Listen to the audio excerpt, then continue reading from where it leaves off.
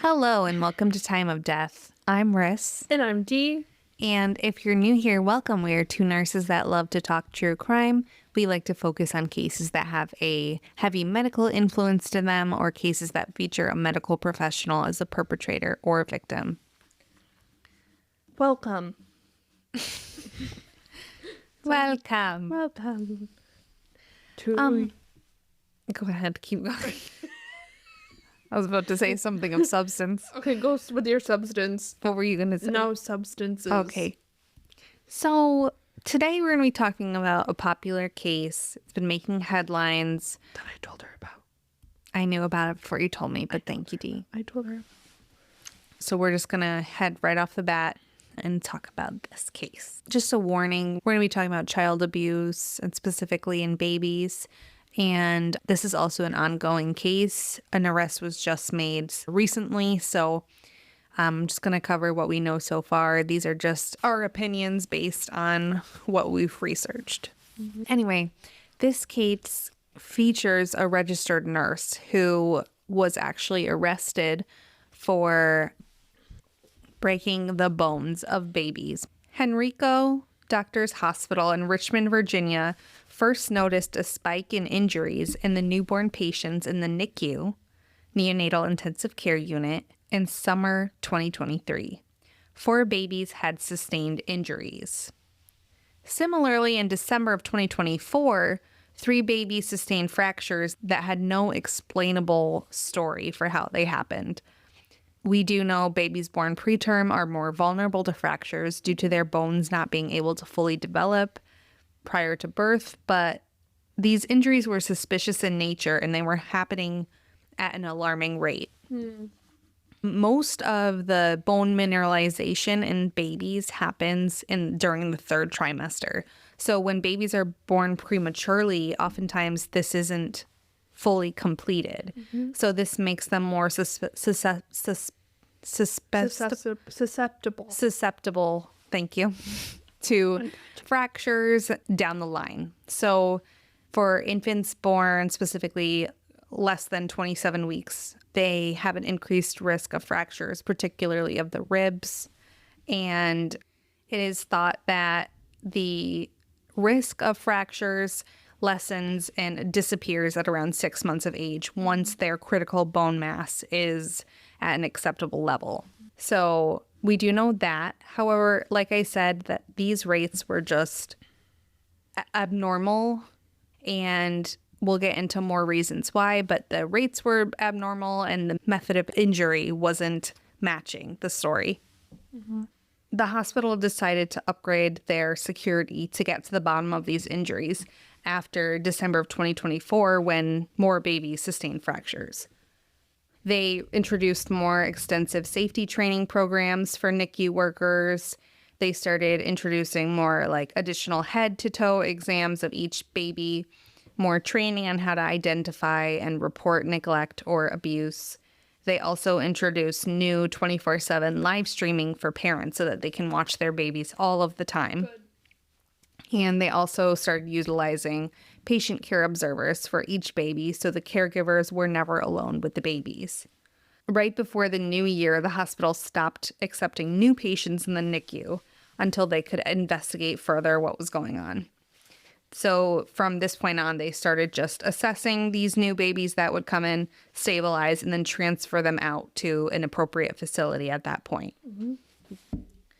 Erin Elizabeth Ann Strotman was a 26-year-old nurse. She worked in the NICU at Henrico Doctors Hospital.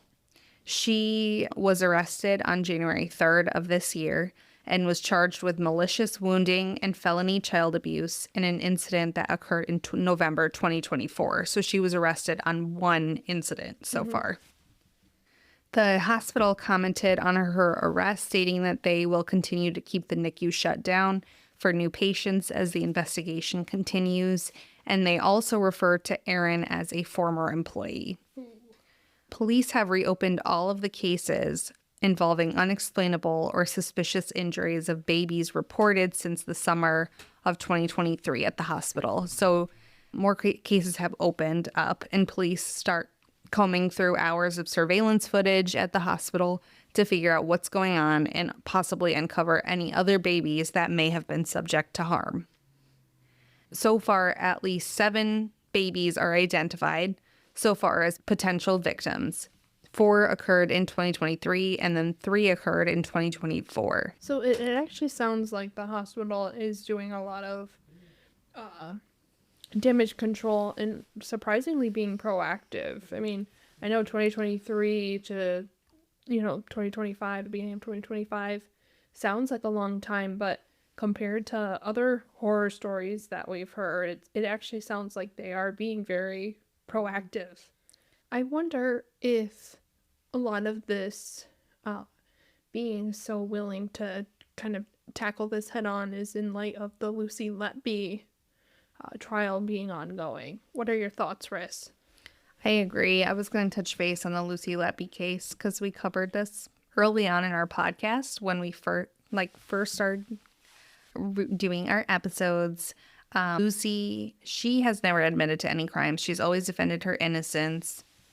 So Lucy Letby killed and or harmed babies in 2015 and 2016. She is serving 15 whole life orders for the murder of 7 infants and attempted murder of 7 other infants. So she was convicted in December of 2024, I believe, from what I'm reading here. No possibility of parole. Thank you, Lord, because that woman should be locked up forever. Well, a lot of people were reminded of that case because here you have very similar, it's the harm of an extremely vulnerable population, not just newborns, but premature newborns who are even more susceptible to injury. So, yeah, I think a lot of people are being able to recall about that case and see similarities. One of the alleged victims is the son of Dominique Hackey and his wife, Tori. They had been trying for a while before Tori finally got pregnant with 2 twin boys. As first-time parents, they were ecstatic. They had experienced 2 miscarriages, and this pregnancy hadn't been the smoothest so far. Noah and Micah were born prematurely at 28 weeks in September of 23. Noah was 3 pounds, but despite this, Noah was doing well. Micah, however, he was 2 pounds at birth, and he was really struggling compared to his brother. This, of course, was heartbreaking and distressing to Tori and Dominique, but they trusted the NICU staff to care for their babies. And after a short time, one of the NICU nurses told Dominique that the stronger twin, Noah, had sustained a fracture in his leg. Wow. And they were unsure of the cause, but they seemed to think it had been due to, an injection. His left leg appeared bruised and swollen, and his tibia was broken. So the larger lower leg bone was broken. Dominique was scared that the blame for the injury would be placed on him, so he didn't hold his baby that day, which that was such a sad detail. When I read that, I was like, he was so concerned for the baby and for, an allegation of child abuse to be placed on him when it wasn't him at all. But he just was forced to distance himself from the baby in that moment. It's just very sad. Wow. Dominique calls his mom, and she was a former NICU nurse. And she also was a director of nursing at another hospital. His mom was shocked, and she demonstrated for Tori and Dominique how nurses give baby injections. And she kind of was able to highlight this is extremely unlikely that a broken bone would have resulted from an injection being improperly administered. I feel like my first thought wouldn't be injection. It would be maybe there's something genetic wise, a predisposition with his bone. Hackey's mom, the former NICU nurse, she ends up reporting the incident to Child Protective Services. Good. And this prompted a year-long investigation. The hospital did an internal investigation as well, but after a few weeks, they said that the most likely cause, again, was the rough injection being the probable cause. Police were involved, but after a few months in January 2024, they closed it because they couldn't figure out who the offender was, is kind of the gist of what I got. However, they do tell Dominique that they suspected abuse. So Dominique is working to publicize his story, and he's saying that, quote, finding out there were 7 total was gut-wrenching. I felt like I have to do something. If the only thing I can do is speak out and tell my son's story, that's what I'm going to do, because before I felt like I was helpless. I failed him. Before my son knew joy, he experienced pain, and I wasn't there to protect him. So at Erin's arraignment, Dominique found out that another child was harmed 4 days after Noah, and this other baby sustained 12 fractures total. Some of the babies included in the investigation had repeat fractures. So it wasn't just like a one and done. It was over, several fractures over a period of time. I'm really happy that Dominique's mom had the foresight, and, it surely shows that there are some nurses that are wonderful and really do give a crap, who encouraged him to file a report with Child Protective Services. Because that's totally, totally, totally, totally unacceptable. Upon finding out that Erin was arrested, Dominique couldn't really even recall who she was. I think he noticed her haircut or bangs or something, and then he remembered, and he said that he believed that she was a kind nurse during his baby's time in the NICU, and he really had no concerns with her care. Other families had taken photos with Erin to commemorate their baby's time in the NICU, and had even texted referring to her as their favorite nurse. Dominique's babies are now healthy and safe, thank God. Thank God. Noah and Micah are 16 months old now. Their family is still coping with the pain that Erin has inflicted on them. There are a lot of theories that Erin was targeting black male babies. All of the babies are boys so far, and some were twins, some were not twins. Police have rebuked the black male theory so far and state that the babies were different races.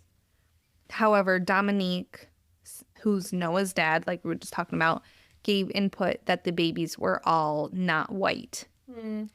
So is there a racial component at play here? Perhaps. Sounds like it. So just a little background about what is considered preterm, which makes up a lot of the babies that come into the NICU.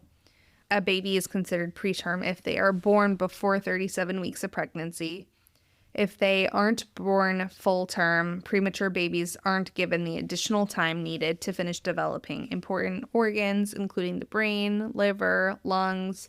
They are at a higher risk for death and disability, including breathing problems, feeding issues, cerebral palsy, developmental delays, and hearing or visual problems. In 2022, 1 out of every 10 babies were born preterm in the U.S. Risk factors for preterm births include teens, women pregnant over 35 years old, Black women, Native Hawaiian and Pacific Islander women, American Indian or Alaskan Native women with lower incomes, or women undergoing stress. Women who have had a prior preterm birth, active infection, multiple baby pregnancies, high blood pressure during pregnancy, and those who use tobacco or other drugs, or women who use IVF are also at greater risk. From data from 2022, preterm births among Black mothers was about 50% higher compared to white or Hispanic moms. At the time of this recording, Erin has not entered a plea and has not commented on this case at all. If she does plead guilty, she faces a maximum sentence of 10 years for the felony child abuse charge. That's it? 10 years for that pain? That's not even 1 year per fracture. And she also can get up to 20 years for the malicious wounding charge. Her next hearing is in late March. Do we have any information on this person? So there's not much online about who Erin is. I can't really find much about her, but anyway, I'm anxious to see what the trial unfolds for us. We'll see what happens with that. But that's the hard thing, is that you never really know. These parents recognized her as being one of their favorite RNs and, I'm sure reached out to administration And that just really shows you that you can never really 100% know what someone's intentions are. You have to be vigilant. You have to. I love the fact they did patient sitters and they had the camera feed. But exactly. It wasn't safety measures that were put in place that could have prevented something like this happening. It was reactive instead of proactive. Kind of like what you said, a lot of cases we've covered where these issues have been kind of swept under the rug. I feel like now with technology, it's becoming more.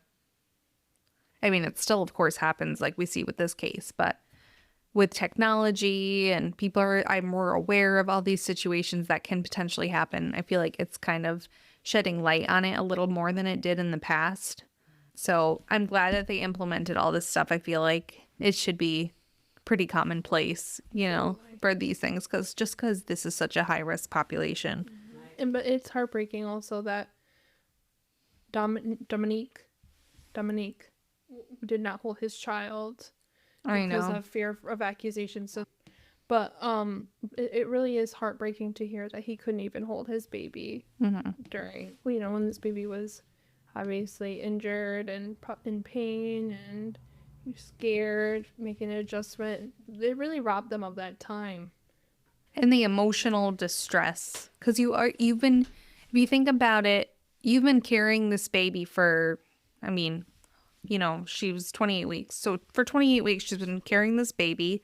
This baby has been depending on her for everything. Then she has to give birth to a preterm baby. They're already vulnerable, and you're kind of powerless to really do anything about it. And then you're already distressed about that. Then you have a third party who's causing physical harm to your baby that you don't even suspect. It's just, I think would be, very, very distressing emotionally. Absolutely. I wonder because babies obviously can't communicate their pain. So you kind of have to do other assessments, like different pain assessments, to assess if they're having pain. And what if this baby didn't show any bruising or, what if these babies didn't show any outward signs? Like Noah had bruising and swelling in his leg. But what if someone, they had maybe a fractured rib or something, and they didn't have much bruising with it? You know what I mean? Like, I think it seems like, because I know when babies come into the ED, we do like different assessments to assess if they're having pain. There's scales for measuring pain in infants or neonatal, for neonates. But I think a lot of it is a physical, examination component. Do they put casts on babies too? Yeah, if they need it. I disagree with, I just want to say that I agree with what Ris is saying. I think that's a very good point.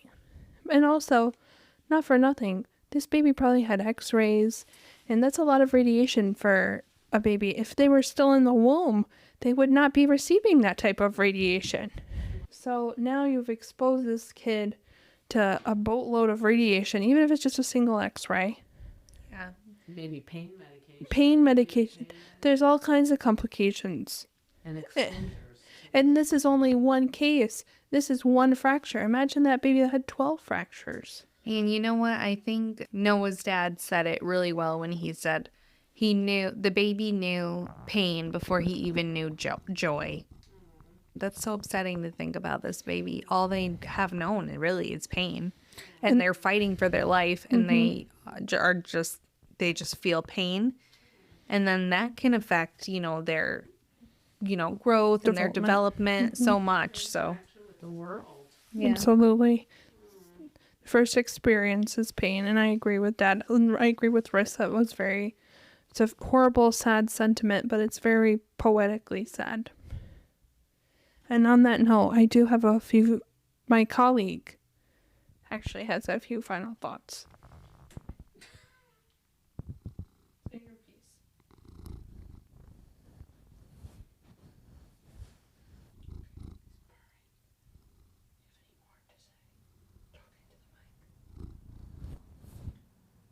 He's got no wisdom. Just want to thank Bubba for his meaningful contribution as usual. His wisdom. He stole my seat and now I'm standing like a MC. Oh my God. All All right. right. Well, thank you all for listening. Great case, Ris. Very interesting. I'm glad you covered Thank you, this. Dee. The time is 21:39. That's 9:39 p.m. for those of you who do not use military time. We're checking out, and we'll see you next week. If you enjoyed this episode, feel free to like us, rate us, review us, subscribe to us, share us with your friends and family, nurses, other medical professionals you may know, and we'll talk soon. And if I just want to also give a special shout out. Thank you, Bubba, for your meaningful contributions as usual. We appreciate you. And Mom. And Mom, of course. It's just some wisdom, I think, that's important to take note of, that, always be observing and always be aware that things like this happen, and that you need to always, with your precious babies or your children or just in general, be aware. Keep your eyes open and always think about being safe. Mm-hmm. Why do you trust this person? What reason? And always... Better to be a conservative a little bit in your decision making, because your babies are precious. Thanks, Thank you, Mom. Mom. Thanks, Mom. We appreciate that input. And we'll see you all next week. Bye. Bye.